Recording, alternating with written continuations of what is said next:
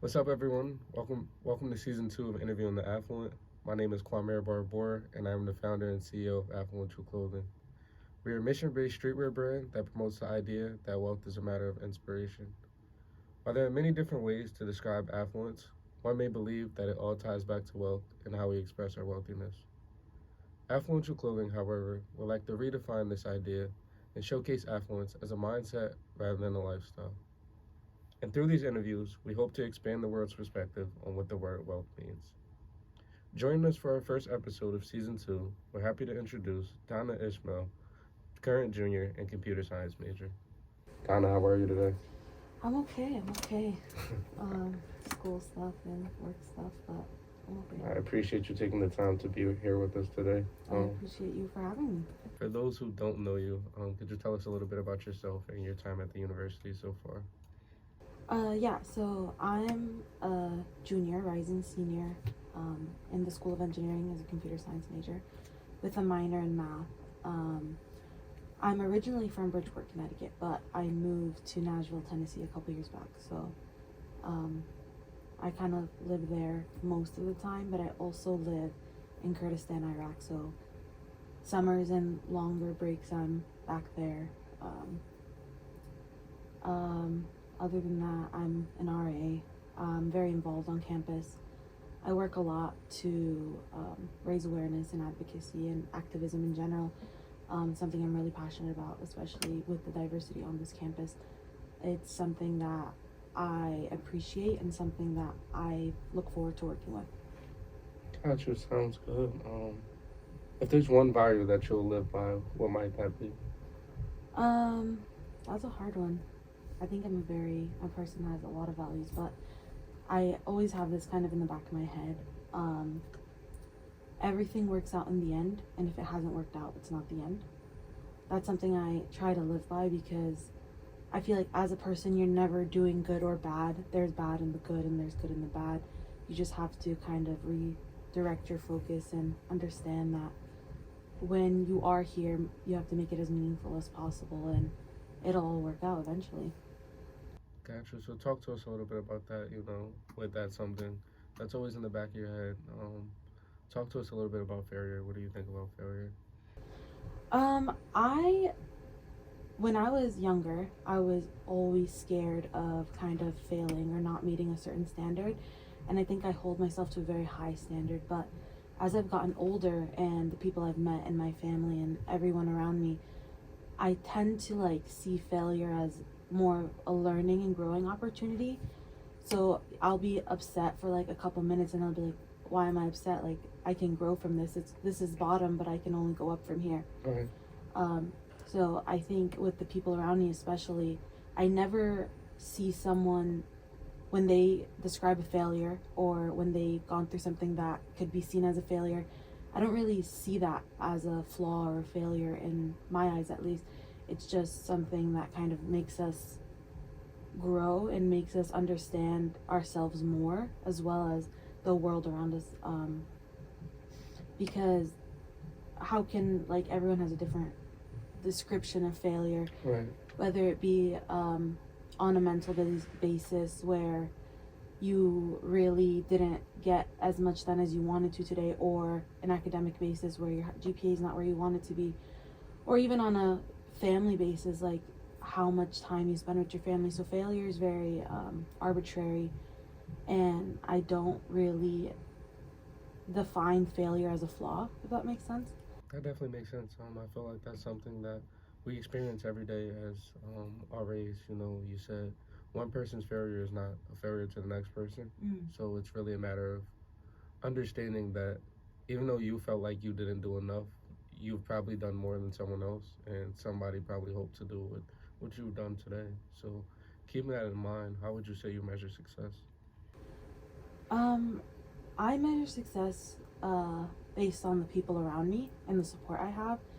If I'm surrounded by people who, at the end of the day, when I go back to be alone with myself, I don't feel supported and I feel terrible on the inside, that kind of to me is like I didn't do what I needed to today. So it's just like the contentment of me.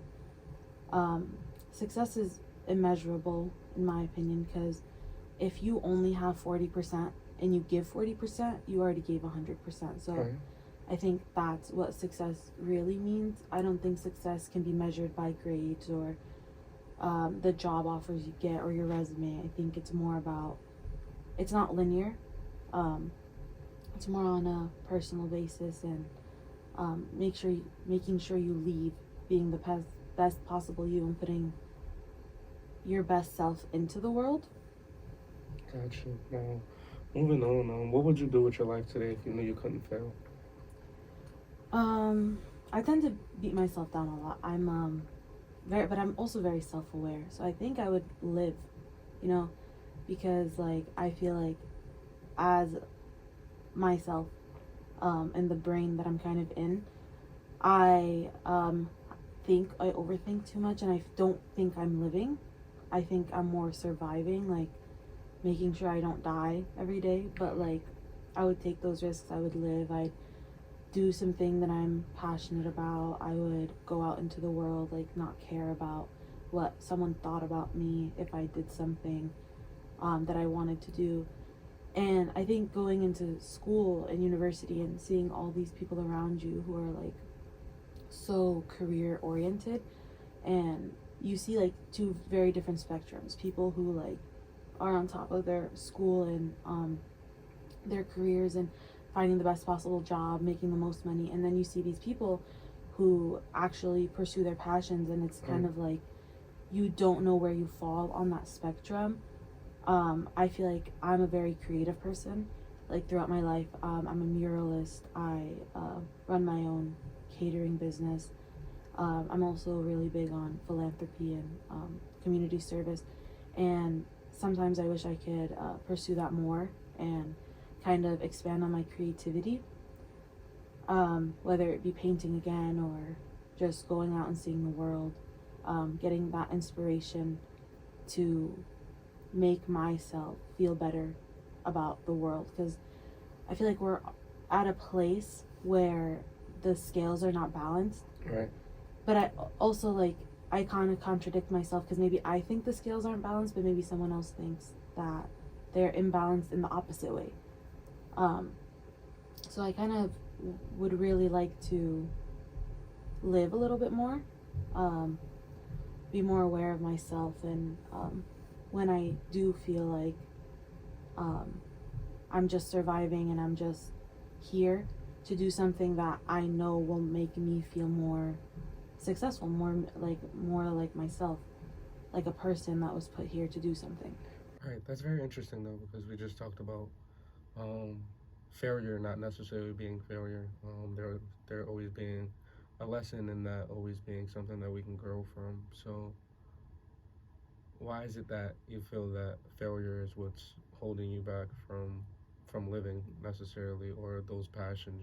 What is it that's stopping you from pursuing your passions? I think it's kind of the expectation for me to be this academic and this person who's going to make the most money in her field. My family, my mom and my dad are immigrants, but they came here very young. They're citizens now, but I'm a first generation college student. Cool. So it's kind of like seen as taboo for me to like pursue something that is more creative, regardless of money. We grew up in a 2-bedroom apartment in Bridgeport, and then I have 4 siblings, and it was me and my parents, my siblings, my grandma, my aunt. So I think it's kind of that expectation, and that's kind of like this little voice in my head that that's telling me I have to be successful, and that's measured by money or status, because if I'm not successful, everything I went through for nothing.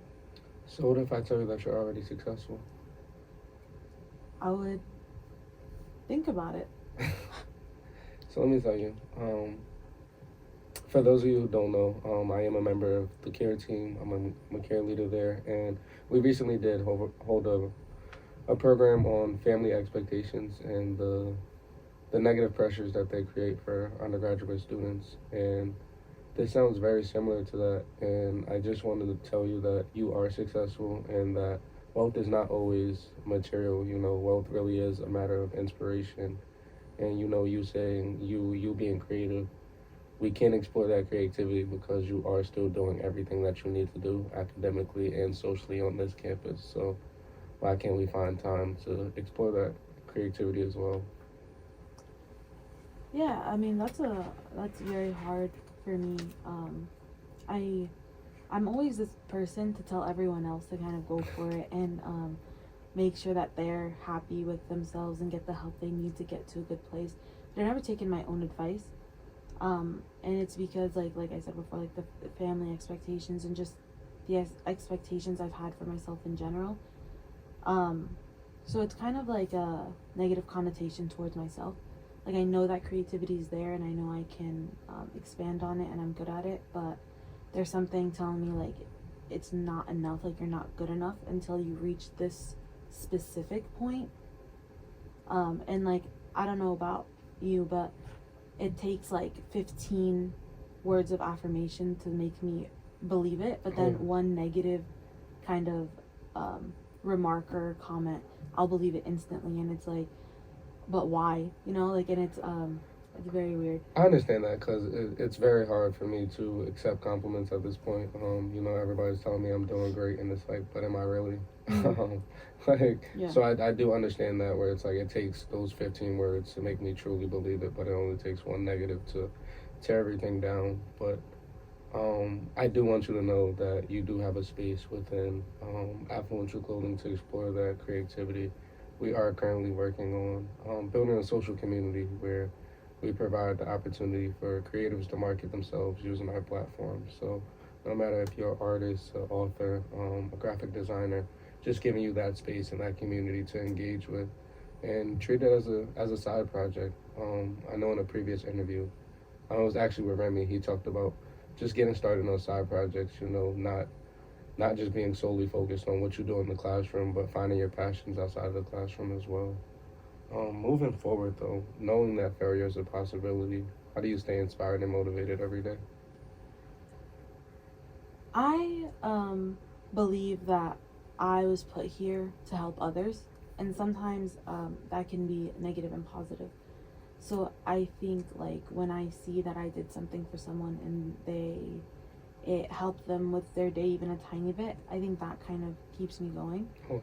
Because this is like very pessimistic, but I do believe some people were put here to give more love than they receive.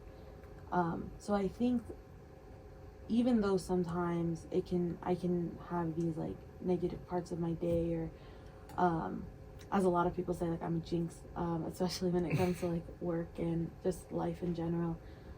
I try to ignore that for the most part, at least until I'm alone, and kind of make it worth it for someone else. It's kind of very hard for me to explain because like I feel like I as a person don't really, it's weird because I don't see myself as a person, but I see everyone around me as these like amazing, beautiful, successful people who do so much, and I want to do the best that I can to be the type of person that can help. But when we started this interview, you talked about all the things that you're involved in, all the great things that you've done so far. So what makes you less of a person than everyone else that you're looking to help? That's a very good point. I don't know. It's like, even like looking in a mirror, it's kind of like I'm not seeing myself. It's like I have an example in my head, but I can't describe it very well. It's more like I'm floating and I'm kind of like someone's little angel or devil on their shoulders. But I've never kind of had that, I just go throughout my day and things just happen. And then kind of like at the end of the day when I get back to my room or when I get back home, I'm kind of like, how did I do all of that today? It's kind of like when you're driving a car and you're like, how did I get home? That's kind of like how I navigate my day. So I don't know what it is that I think of myself as less than a person. Not to say I'm not valuable regardless, but it's kind of like I'm just a being. It sounds very much like you're just existing, and majority of the things you do, you're doing for others and not necessarily yourself. So I guess the proper question is, how do you live for yourself? What has to be done for you to feel like you're doing the right thing? I actually had this conversation the other day. I used to be very I used to see myself as like this superhero with all this kind of magic inside of me. Like I was very it's kind of like I had like an insurance policy, like even if I have no one else I have myself. But I don't know what has happened over the years where I've lost that.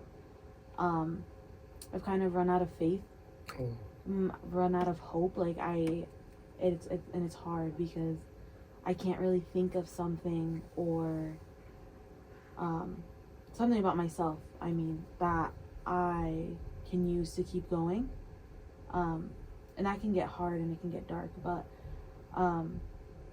I don't really know what happened in the span of a couple years. I feel like we shouldn't lose ourselves because of what we go through.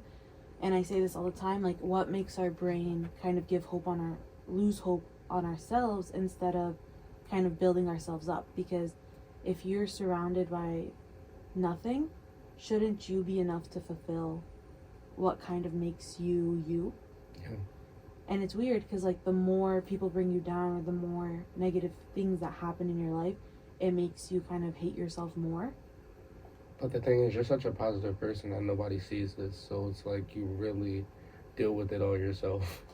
Yeah, I'm really bad at asking for help. Like it's like I get it done and I make sure no one else is kind of going through turmoil and they're not panicking, and like I get it all the time. Like I can never panic around you because you always like have it together. But I try to be as positive as I can outside because I don't want the way that kind of I think about myself someone else to think about themselves. It's kind of like treat other people the way you want to be treated. But treat yourself how you want to be treated as well. Exactly, and that's very contradicting and it's very hypocritical of me to be that way. But I think I'm working on it and I'm trying to find my spark again. And I've never actually said this out loud, like all this about like me losing myself, because I don't want to think about it. I don't want it to come to the front of my brain because I think it's subconsciously always back there. It's always like a cloud hanging over me, and it's like no matter what I do, no matter who I talk to, why can't it come back? Okay. But I think it is good that you have shared that all. I do appreciate you for sharing it all in this space. You talked about being very self-aware early on. I think it also goes back to just self-reflection. And now that it is out there within our community, we will hold you to that. We do want to see you be creative. I will check in. The community will check in. We do want to see some creative things from you. I'm actually going to put you down as a creative for the platform so that we can check in on those things. But moving forward, what would you like to be remembered for? I want to be remembered for who I was, for my heart. Let's talk about it. Who were you? Me, I think I'm very caring, and I don't have any expectations for people, but I have very high expectations of myself. If someone texts me like, "Are you okay?" Like my heart will grow 3 sizes, and like I can feel my heartbeat in my fingertips because it means a lot when someone kind of shows that they care. Right. So I try my best to be the person that cares, and I do care, and I think sometimes to a fault, I care too much, and I'm self-aware, but I'm not productive. I'm unproductive towards myself. Not in the sense of academics or career, the things I do, but more to building myself. because you can't healing doesn't consist of removing, it's Right. building. So like that negative will still always be there and it'll never go away, but you have to kind of build on that and make it as positive as you can, so that even when the negative comes up, it's a speck that means nothing. Exactly. Which is hard. It is hard. A lot of times we sit in that negativity and we just let it consume us. We don't deal with it. And that's why I said I think it's good that we're having this conversation and it is being put out there, because as you said, negativity is something to build on, because when we're down, the only place we can go is up. Yeah. With that being said, though, how do you think you can get back to your old self? How can you increase your value? I don't know. I think I have to learn to see myself as a person instead of a resource. To understand that I'm not someone's bar of soap until I just disappear and disintegrate. Instead, be the person I am for others, for myself. I think that's kind of how I can grow my value, as well as just trying my best to be the best possible person I can be. I had a conversation the other day, and it's kind of like, well, if this person's treating you this way, why do you continue to be good, or why do you continue to be nice, Right. or take it? I was like, because I'm not going to change myself because of someone else's negativity. Right. Everyone has their own battles, and it's not an excuse, but it's an explanation, you know? So I will never change who I am on the outside. It's more, I need to grow my own value on the inside. Make sure that I'm not empty and I'm not hollow, and I can be there for myself when I need it. Very powerful things. You talk about being a resource, and oftentimes when we're a resource, we give a lot of ourselves to others, but we don't really give that to ourselves. So just going back to the idea of treating yourself as a person, you know, what resources can you use? What does the self-care look like? Things like that. Ooh, I think it's just kind of like having these meaningful conversations like we're having now, kind of, instead of suppressing how you're feeling on the inside, talking about it, because like I said, I'm very self-aware and I understand when things are going bad, but I don't know how to get out of it. So I don't know, like, even if I did ask for help, I wouldn't know what that looks like. But you don't have to know what it looks like. The first step is asking for help, because most importantly, you're not alone.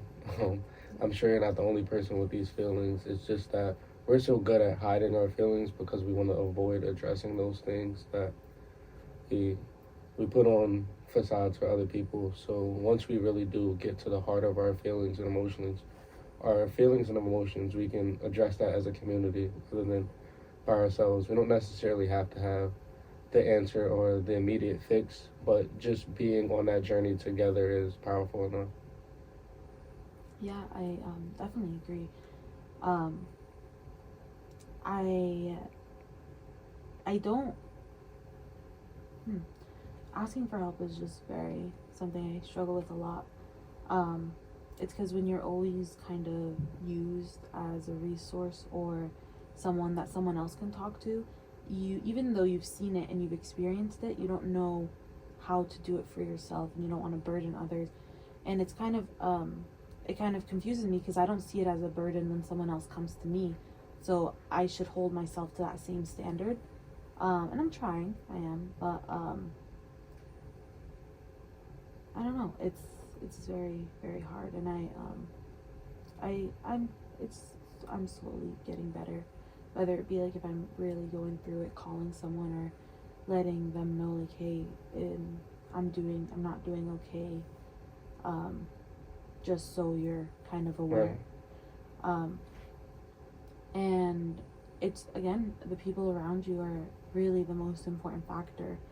If you're surrounded by people who only call you when it's convenient for them, make you a second choice, you can't let them do that to you, because then it also diminishes your self-worth and what you mean to yourself and how you see yourself. That was also going to be my next point. Just starting by setting boundaries. Yeah. I have seen you do a lot of things for others that you didn't necessarily have to do, and it was like Donna really went the extra mile there. And sometimes you have to say no. Let people struggle on their own, figure it out on their own, and just take that time for yourself. You said sometimes it's hard to talk to other people. If that's the case, then sit and talk to yourself. But at least get the thoughts out. Write them down, put them on paper. Even if you rip it up and throw it in the trash after, at least you got it out. Yeah, I'm really big on recently, actually, journaling. Like if I can't really understand what I'm feeling, I'll sit down and just start writing whatever it be. Like there's a page in my journal where it's just words, like literally like random words thrown on the paper. But it really helps because it kind of makes me see what I'm feeling and what I'm experiencing. And again, like I think that goes hand in hand with boundaries, because you have to set the boundaries for yourself to make sure you're taking care of yourself and holding yourself to a standard the same way you make sure to get your assignments done, make sure you're eating, make sure you're doing something that you love, make sure you're going to sleep on time, just making sure that you're good and you're okay. And that's not just the surviving aspect, but making sure you're talking to someone if you need to, making sure you're not, if you're having a bad day, kind of say that instead of letting it build up to the point where you explode. I haven't exploded in a long time, but I was telling my friend Sebastian, actually, I was like, Seb, someone's gonna piss me off this week and I'm gonna explode, and that's never happened, and I'm gonna be called a lot of things that I don't want to be called. And it'd be like that. I'm one person that I explode a lot. I've been doing well with that recently. Just understanding that it's not everybody's fault. Yeah. Just because I'm in a bad mood doesn't mean that I have to take it out on them. So I start just not speaking because Yeah. I don't want to give people the wrong energy that they don't deserve. Yeah, I mean, some people deserve it though. And I was telling Seb that, I was like, Seb, someone's gonna get some words, and they're not gonna be nice words. And that's never happened. And if it were to happen, I think it would kind of be a shock, but I think it would be needed. So I told Sebastian, I was like, Sebastian, just watch out. He's like, I'm gonna make sure I'm there and recording. I was like, And that's okay. Sometimes we do need those blow ups because everything will be okay after the fact. Sometimes we really do just need to sit in a space and get it all out. A little rage room. a little bit. But before we move into our last question, I really do just want to thank you for using our platform to share these things. I do want to tell you that you are loved, you are valued. We do appreciate all that you do, not only as a RA, but as a student leader and an advocate as well. Moving into our last question, what does affluence mean to you? To me, affluence means what you do with your wealth and influence. I think intentions are a big thing, and I think wealth is an amazing advantage if you have it, especially if you grow and work towards that wealth. What you do with it after kind of makes the biggest impact on you and on the people around you. However that impact looks towards you, and I think affluence is something that should be done with intention. So when you're using your influence, making sure you're doing it in a way where you're not going to regret something later. Kind of that content with yourself and who you are, and making sure your influence is not something with that could potentially have a negative effect. I say this all the time, like if I was blessed with wealth, or I will be wealthy. I'm putting that into the universe. But what I do with that wealth is no one else's business. But Right. if you're doing something that will be seen on a larger scale, make sure you're doing it to the best of your ability. Make sure you're doing it to the best of your ability, but also make sure you're doing it because you want to do it. Yeah. Let's not just do things for the sake of recognition, but for the fact that we really do want to make a change and an impact on the world. Thank you, Donna.